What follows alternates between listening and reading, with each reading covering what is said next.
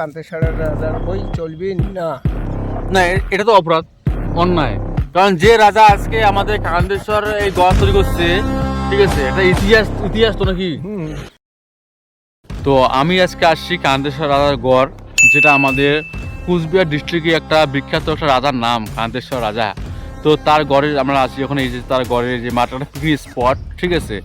তো সেইখানে আসার পর আমার মনে হলো যে না, আমি কান্তেশ্বর রাজার সম্পর্কে জানি। তো ইতিমধ্যে আমার একটা চাচার সাথে দেখা হয়ে গেলো। তো এখানে আমার বন্ধু আছে, বিমল বন্ধু। তো এই বন্ধু আর আমি আসছি ঘোরার জন্য।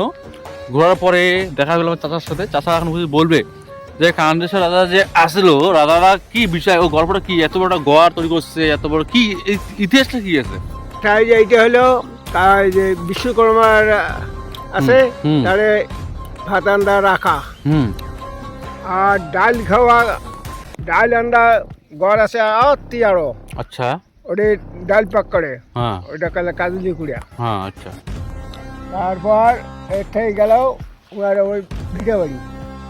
আচ্ছা আচ্ছা, কান্তেশ্বর রাজার ভিটে বাড়ি কোথায়, অ্যাকচুয়ালি ভিটে বাড়ি কোথায়, ভিটে বাড়ি কোথায় সেটা? ওর ভিটে বাড়ি এই যে গোসানি বাড়ি ঢুকতে এই যে রাস্তাটা কোদাল ধার উপর দিয়ে গেছে, কিছু দূর আগে দেখবেন এই মতো একটা গড় আছে, বিরাট গড়। ওটাই বল পশান টশান মেলা আছে বল। দেখো চাচা, তোমার বয়স তো অনেক, ঠিক আছে, তোমার নিশ্চয়ই ইতিহাস ভালো জানবেন যে এই যে গড়টা আজকে এই গড় তৈরি হয়েছে, এই গড়টা কীভাবে হইলো?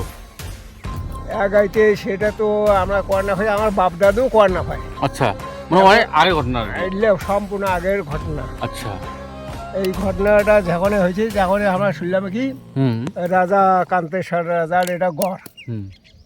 ওই তখনই শুনিয়ে তখন আমার জানি পড়লে ঠিক কান্তেশ্বর রাজা একদিনকার রাজস্ব করছে, একদিনকার রাজস্বতে এই এল্লা করে ফেলেছে। মানে একদিনকার রাজস্বের মধ্যে সে গড় তৈরি করছে। হ্যাঁ, এই যে উঁচু ঢিপি, হ্যাঁ, মানে এলে কোনো মানুষ কাটছে না, দেবতা তৈরি? দেবতা। দেবতা, আচ্ছা আচ্ছা আচ্ছা। মানে অ্যাকচুয়ালি আমি মানতে হবে দেবতা বলতে জিনিস একটা আছে আর কি, দেবতা অবশ্যই আছে।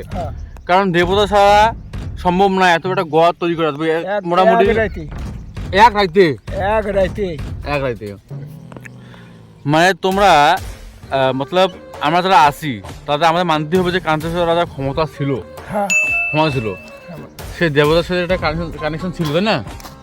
সে মহৎ পুরুষ, মানে মহাপুরুষ ছিল, সে মানতে হবে, ঠিক আছে। তো তোমরা কান্তেশ্বর রাজাকে সম্মান করো, কত সম্মান বলো, কত সম্মান করো, কতটা?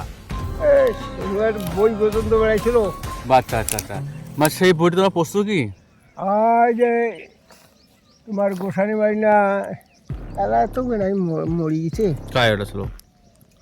এটা একটা গিদাল ছিল। আচ্ছা, গিদাল ছিল, আচ্ছা আচ্ছা। তারপর ওই গিদালটাই এই বইটা পাঠ করছিল। তার জন্য মাথা আমার ওটা গেছিল গান করে এই কান্তেশ্বর রাজারে বই পাঠ করছে। ওই তখনই পুলিশ আসি, থানার থেকে আসি আমার একটা দল সুদ্ধাকে আটক করে দিচ্ছে। আচ্ছা, তাহলে না চলবি না, এই রাজা কান্তেশ্বরের রাজার বই চলবি না। না, এটা তো অপরাধ, অন্যায়।